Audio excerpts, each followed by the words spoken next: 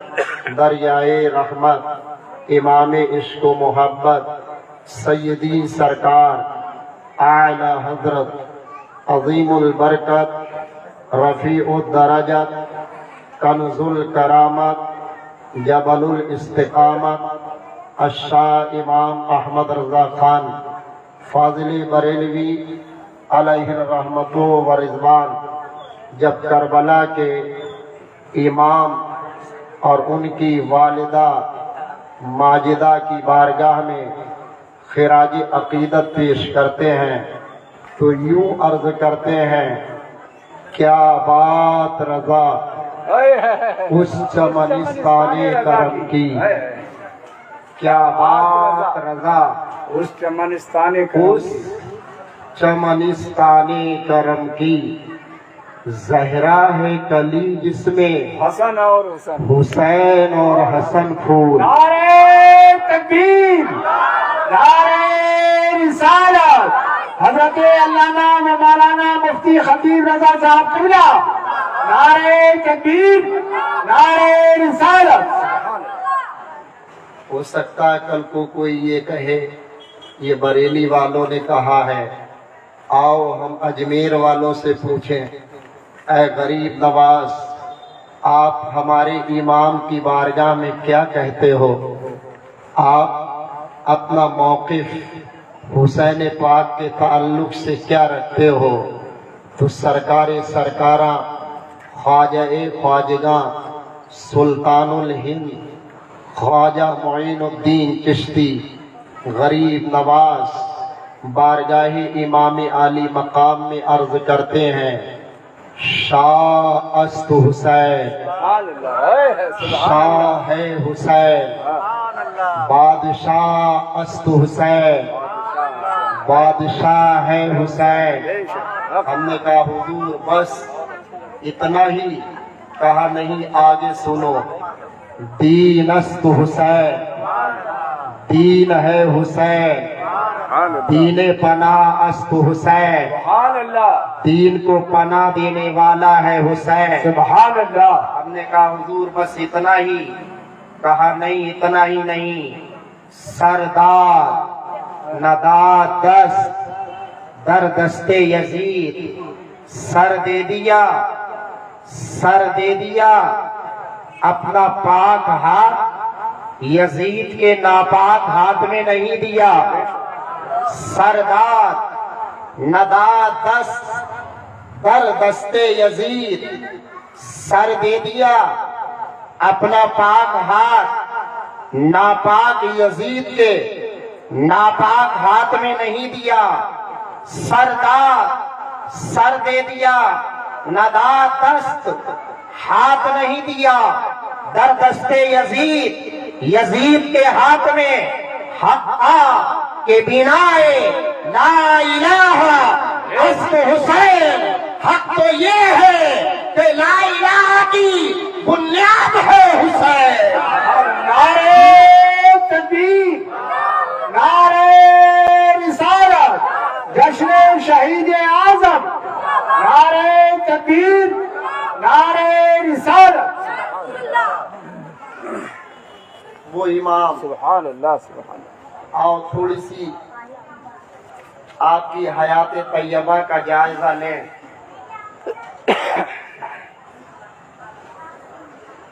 4 ہجری اور 5 شعبان المعظم کو حضرت سیدتنا فاطمہ الزہرا رضی اللہ تعالی عنہا کے مقدس شکم سے آپ دنیا میں تشریف لائے، اور جب آپ نہیں آئے تھے تو چند روز پہلے نبی کریم صلی اللہ تعالی علیہ وسلم کی چچی حضرت سیدتنا ام الفضل بنت الحارث جو حضرت عباس رضی اللہ تعالی عنہ کی زوجہ ہیں، انہوں نے خواب دیکھا رات میں، اور اس خواب سے اتنی ہیبت زدہ ہو گئیں، اتنی خوف زدہ ہو گئیں کہ جب سرکار دو عالم صلی اللہ علیہ وسلم کی بارگاہ میں حاضر ہوئیں تو ان کا جسم لرز رہا تھا، ہاتھ پیر کانپ رہے تھے۔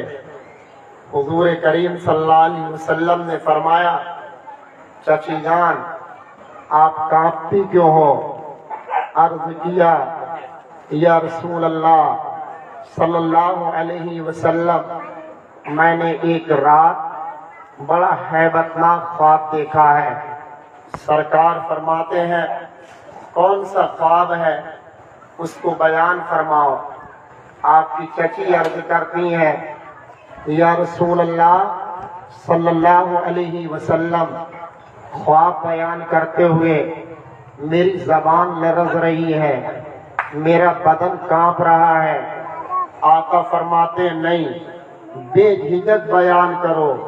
حضرت ام الفضل عرض کرتی ہیں، رات جب میں سوئی تو میں نے دیکھا اللہ کا ایک مقدس فرشتہ آپ کے پاس آیا، آپ کے سینے کو چاک کرا، دل نکالا، اس کے 2 ٹکڑے کرے اور ایک ٹکڑا میری گود میں لا کر رکھ دیا، میری گود میں لا کر رکھ دیا۔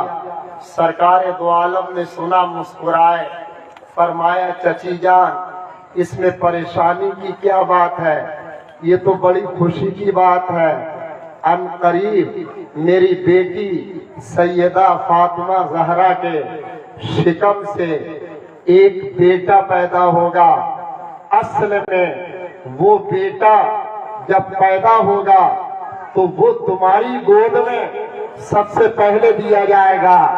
حقیقت تو یہ ہے کہ وہ پیدا تو میری بیٹی کے شکم سے ہوگا، لیکن دراصل وہ میرے دل کا ٹکڑا ہوگا۔ سبحان اللہ، سبحان اللہ۔ اے دل بگیر دامن سلطان اولیاء، اے دل بگیر دامن سلطان اولیاء، یعنی حسین ابن علی جان اولیاء، حضرت امام علی مقام سیدہ فاطمہ زہرا کے بطن سے دنیا میں تشریف لے آئے۔ آقائے کریم نے ان کا عقیقہ خود فرمایا، اور پھر 7ویں دن ان کا نام، ان کی کنیت، حضرت امام حسین کی کنیت، آپ کی کنیت ابو محمد ہے، اور آپ کا اسم گرامی رسول کریم نے حضرت حسین رکھا۔ اللہ اللہ، ایک مرتبہ سرکار نے فرمایا، اے لوگوں تمہیں پتا ہے حضرت ہارون کے 2 شہزادے تھے، ان 2 شہزادوں میں بڑے شہزادے کا نام شبر تھا اور دوسرے چھوٹے شہزادے کا نام شبیر تھا۔ تو میں نے بھی اپنی بیٹی کے بیٹوں یعنی اپنے دونوں نواسوں حضرت امام حسن ان کا نام شبر کے نام پہ رکھا ہے، اور ان کے چھوٹے بیٹے حسین ان کا یہ نام شبیر کے نام پہ رکھا ہے، کیونکہ شبر و شبیر یہ سریانی زبان ہے، اور اگر سریانی زبان کا ترجمہ عربی میں کر لیا جائے تو اس کا معنی حسن و حسین ہو جایا کرتا ہے، حسن و حسین ہو جایا کرتا ہے۔ عرض کرتے صحابہ، اے میرے آقا، آج تک مدینہ کے اندر ہم نے کبھی حسن نام کا فرد نہیں سنا، آج تک مکہ کے اندر ہم نے کبھی حسین نام کا فرد نہیں سنا۔ میرے آقا، وجہ کیا ہے کہ آپ نے ایسے 2 نام رکھے ہیں کہ جن کے نام کے دوسرے لوگ ملتے نہیں ہیں۔ میرے آقا فرماتے ہیں کہ حسن اور حسین نام کے اگر تمہیں لوگ ملے تو کہاں سے ملے؟ یہ جو 2 نام ہیں اللہ نے ان کو جنت کے اندر خفیہ رکھا تھا، اللہ نے ان دونوں ناموں کو جنت میں پوشیدہ رکھا تھا۔ آقا فرماتے ہیں الحسن والحسین اسمان من اہل الجنہ، حسن اور حسین دنیا کے نام نہیں ہے بلکہ جنت والوں میں سے 2 نام ہیں۔ نعرہ تکبیر، نعرہ رسالت، علماء اہل سنت जश्न शहीद आजम या हुसैन, बुलंद आवाज में या हुसैन, या हुसैन, या हुसैन, नारे हैदरी। और आगे चलो, थोड़ा सा इमाम आली मकाम का बचपने का दौर है। नन्हे नन्हे कदमों से सैयदना इमाम हुसैन अपने नाना जान की खिदमत में हाजिर आ गए। ये नाना जान जो अहले मदीना हैं, जो आपके उस्ताद हैं, जो आपके सहाबा हैं, जो आपके गुलाम हैं, हमने देखा है इनके पास तरह तरह की सवारियां हैं। किसी के पास ऊंट की सवारी है, तो किसी के पास घोड़े की सवारी है, किसी के पास खच्चर की सवारी है। ये मेरे आका कोई ऊंट की सवारी का लुत्फ लेता है, तो कोई घोड़े की सवारी का लुत्फ लेता है, तो कोई खच्चर की सवारी पर सवारी किया करता है। ये मेरे आका हमारे पास तो ऊंट भी नहीं, हमारे पास तो घोड़ा भी नहीं, हमारे पास तो खच्चर भी नहीं। आका हमारा दिल चाहता है कि हम सवारी करें, हमारे पास ऊंट तो है नहीं, हम किसकी सवारी करें। आका मुस्कुराते हैं, फरमाया शहजादे परेशान ना हो, आओ आओ मेरे करीब आओ। सैयदना इमाम हुसैन नन्हे नन्हे कदमों से अपने नाना के करीब में आ गए। सरकार दो आलम, तमाम नबियों के सरदार, तमाम रसूलों के पेशवा जब शहजादे को करीब में ले आते हैं, तो आकाए दो आलम अपने मुकद्दस घुटनों को जमीन पर टेक देते हैं। मैं ये नहीं कहूंगा कि सरकार अपने शहजादे के लिए ऊंट बन गए, माज़ल्लाह रब्बिल आलमीन। मैं ये नहीं कहूंगा कि सरकार अपने शहजादे के लिए घोड़ा बन गए। रसूल को घोड़ा कहना ये रसूल की बेअदबी है, रसूल को ऊंट कहना ये रसूल की तौहीन है। हजरत हुसैन ने अर्ज किया, आका हमारे पास सवारी नहीं है, हम किस पर सवारी करें। मेरे आका ने सुना, फरमाया शहजादे करीब में आ जाओ। शहजादा करीब में आ गया। सरकार ने अपने घुटने को जमीन पर लगा दिया। जब घुटने जमीन पर लगे तो सरकार की पुश्ते अधर हम्मार हो जाती है। फरमाया शहजादे आ, मेरी पीठ पर बैठ जा, मेरी पुश्त पर सवार हो जा।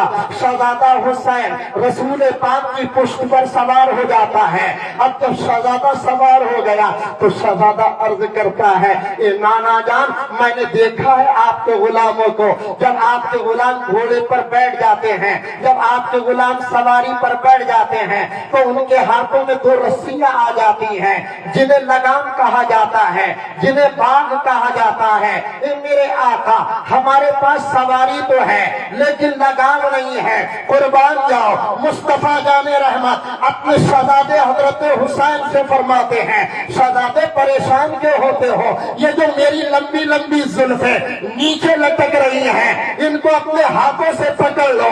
अल्लाहु अकबर कबीरा। नबी की जुल्फों की अजमत क्या है? तो अल्लाह इरशाद फरमाता है, वल्लैले इज़ा सजा, नबी की जुल्फें वल्लैले इज़ा सजा है। वो अल्लाह नबी के गेसू हजरत इमाम हुसैन के हाथ में आ जाते हैं। अब जब गेसू हाथ में आए तो इमाम आली मकाम कभी दाएं तरफ के गेसू खींचते हैं तो सरकार दाएं तरफ चल देते हैं, कभी बाएं तरफ के गेसू खींचते हैं तो अल्लाह सरकार कभी बाएं तरफ मुड़ जाते हैं। मेरे आका फरमाते हैं, ए शहजादे, अल्लाह और कोई तमन्ना है? हजरत हुसैन अर्ज करते हैं, ए नाना जान, जब लोग ऊंट की पीठ पर बैठते हैं तो पीठ अल्लाह, तो वो ऊंट से बात करते हैं। अल्लाह ऊंट उसके जवाब में कुछ न कुछ बोला करता है। आका हम सवारी पर तो बैठ गए, हाथों में लगाम तो आ गई, लेकिन आका आप हमसे कलाम नहीं कर रहे हो। आका कलाम फरमाते हैं, फरमाते शहजादे सुन, ये जो मेरे गेसू तेरे हाथ में है, असल में ये मेरे गेसू नहीं है। आज उम्मत की लगाम मैंने तेरे हाथ में दे दी है। कल करबला के मैदान में अपने 72 साथियों को लेकर जाएगा, तू किधर चलेगा? उम्मत उधर चलेगी, तू किधर चलेगा? और उधर चलेगी। और आज ये तेरा वतन तो तेरी पीठ के ऊपर है। याद रख, करबला के मैदान में कुरान का वजन तेरी पीठ पर होगा, शरीयत का वजन तेरी पीठ पर होगा, इस्लाम का वजन तेरी पीठ पर है, खुदा के कानून का वजन तेरी पीठ पर होगा। ऐसे माहौल में अपने भाई के बाजू कटाना तेरा काम होगा, आसिफ की जवाब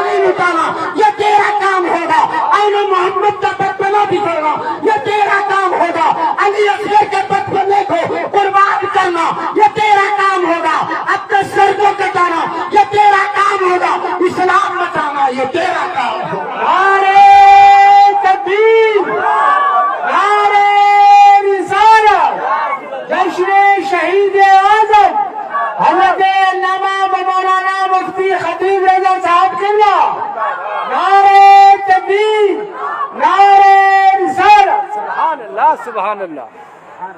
है दिल बगीर दामने सुल्तान औलिया, है दिल बगीर दामने सुल्तान औलिया, यानी हुसैन इब्न अली जान औलिया, यानी हुसैन इब्न अली जान औलिया। आपने सुना होगा